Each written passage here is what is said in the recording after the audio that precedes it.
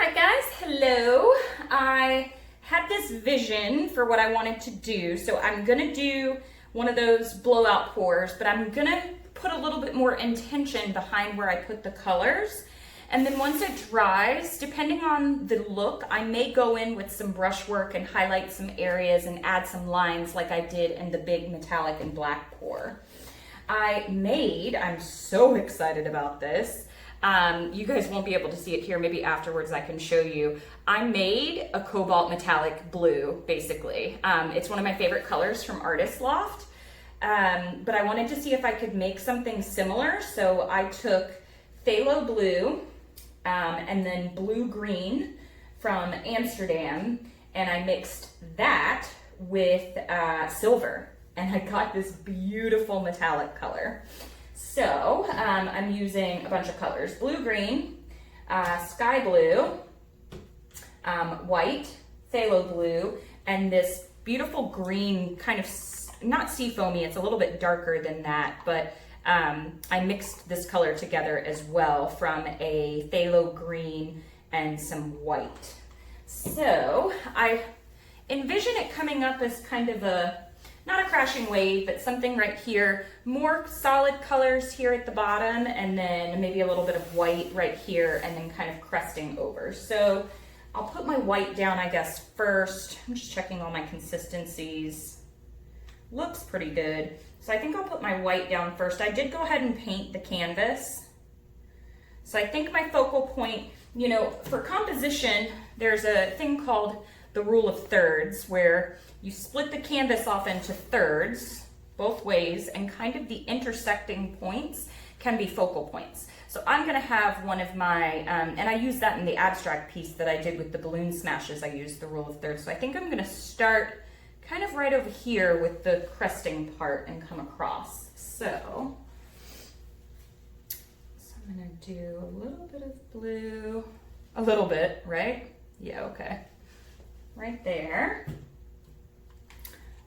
Within the white, I want a little bit of this color. And I'm gonna layer the colors over top of each other a little bit so that when I blow them out, I'm gonna blow like in directions to try to get a feel, but when I blow them out, the lacing and the cells will be created. I have way too much paint here, so I will likely make a couple smaller pieces so that if anybody wants them, shipping won't be too bad. So I may make some little sister pieces if I have enough paint left over. Okay, so I hope these colors aren't gonna be too similar, although I am okay with that, but oh, that blue-green is just gorgeous. Wow. And then, so I chose three kind of darker colors. Ooh, look at that, those bubbles. Three kind of darker colors, and then I chose the lighter green, the white, and the sky blue because I wanted to give some contrast in there.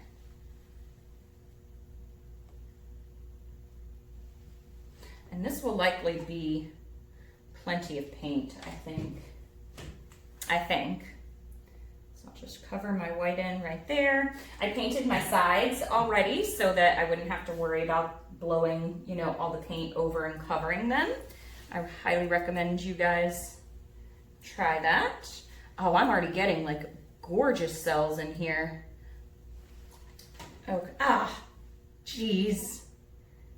You know, that's me, whatever. I'll blow that off. Okay, and now I want to go back in with a little bit of white. Not too much, but some of the white in these areas to continue that feel on along. Okay, there we go. All right, here we go. Let's see if my idea comes out.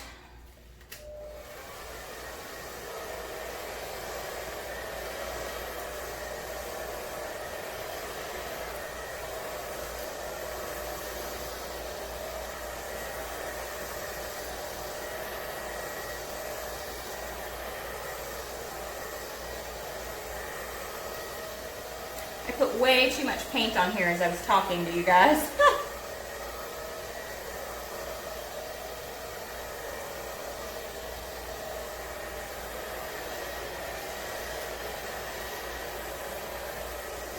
So I'm gonna focus on getting some of that off the canvas.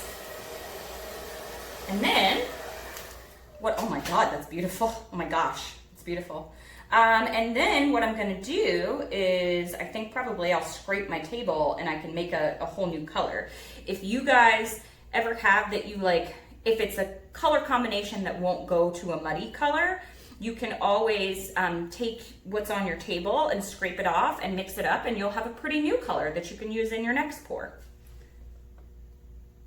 Kind of lump right there. All right, I'm gonna keep blowing. Wow, this is gorgeous.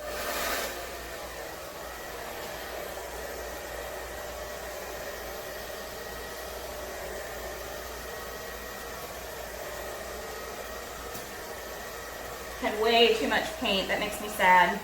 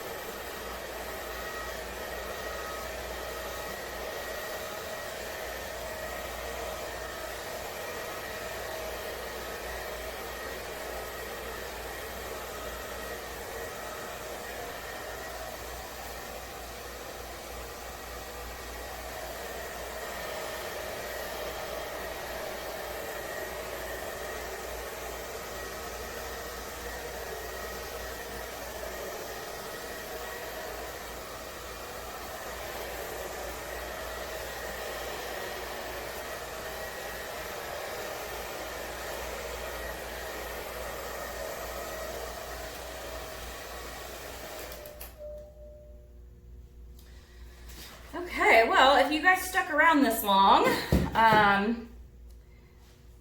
so a couple things that I didn't do particularly well. Oh, I need to get that off the canvas. No, let me get my tweezers. A couple things that I should have thought first were I needed to blow, and if you're doing these, I needed to blow out, start from the center and blow out better before, I need to get this out, before kind of starting to get the feel of the painting. Because once you go over it multiple times, it potentially could get kind of muddy. I had a couple of clumps in here. I got excited with my mixing. So the consistency I think was perfect for these to kind of blend together. I've got some cells, and when I torch, I'll definitely get a lot more. Love the color combination together. I may fiddle with this inside portion just a little bit more. I may add just a little bit more white through here. This is absolutely stunning what happened over here. Okay, so I'm gonna take you in this way and show you all the beautiful details that are in there. All those little bubbles, they look like water to me, which is kind of what I wanted for this feel. Oh, look at that. I like how up here it kind of faded out. Those little wispy portions there. This was a really pretty corner. And then how it dripped off the sides. So there's really not that much paint that ended up getting wasted, and that's good. Makes me happy. But yeah, so now I think I'm going to wait till it dries, and then I'll look at it and see if there are any spots that I want to add. This down here is going to be metallic and gorgeous.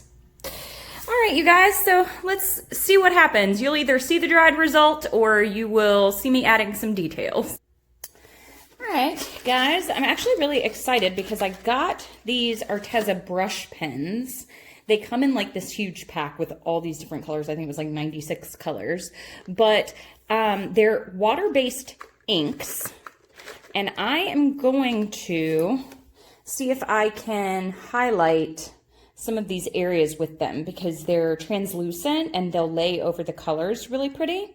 And then afterwards, because they're water-based inks, I'm gonna let them sit for a little while, and then I will spray them with a sealer, almost like you do alcohol inks, probably a Kamar sealer, and then I will varnish it because I don't want this to bleed. I haven't tested this out to see if it would bleed yet or not. So I will move this out of the way, and I will start in this area up here, and I think I'll go with,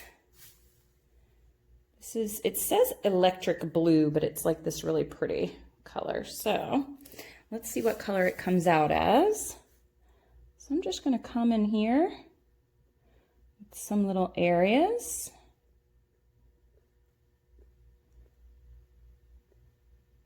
Can you guys see that? Can you guys see what it's doing?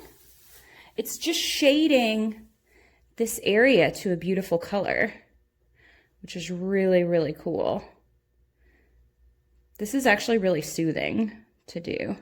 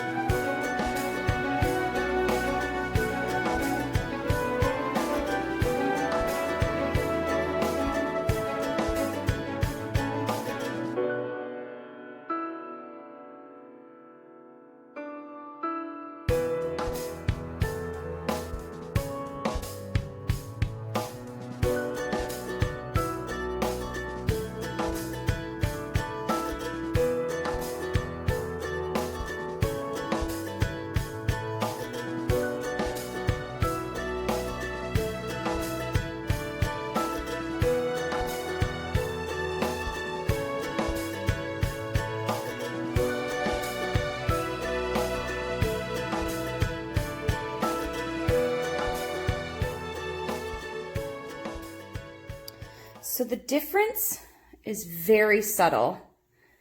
And like, so this, I like this little harsh line here, but if you wanted to just soften it just a little bit,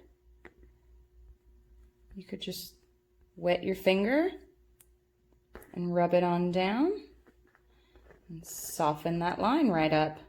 So that's also though why I'm worried about varnishing this. So I'm definitely going to wait a while. But like, look at those. Just got to highlight little parts of it. Here, let me turn this light off, or at least back a little bit so that it's not blinding. But see, it just allowed me to give some definition to some parts that didn't really have it. And again, that's too hard for you. Just soften it just like that. And it still gives that beautiful shading, but I like these hard lines here. But up through here, it just gave it way more definition. I really, really like it. Let me see if I can't make you dizzy and turn you. That's what the wave piece looks like. So anyway, I'll show you guys once it's all dried and up on the wall. I wanted to show you guys real quick what I did for this painting because I used those brushes. And I don't know if you have to use this, but I figured I would treat it kind of like a watercolor or an alcohol ink. So I put the Kamar varnish on 2 coats. Then I put UV resistant clear on there. And then I finished it off with triple glaze so that I could get the UV protection. But I was worried about, I normally use a sponge to apply this type of varnish, high gloss varnish. And I didn't want to do that here for fear that the pens would run. So here's the final result. It's so long, I had to put it, I'm standing really far away. Okay, so let me get up. You can see it's got like a shine on it. There was no bleeding from all the really pretty lines that are in there. And it was just some extra like shading. I really like the brushes actually, just to add like another layer instead of using acrylic paint. And it has a really fine tip to it. Oh, this part down here is gorgeous. But yeah, so here's just like the essence of an elongated, oh, almost fell over. Yeah. Essence of an elongated wave. All right, you guys, thanks for watching. Yep, bit painting.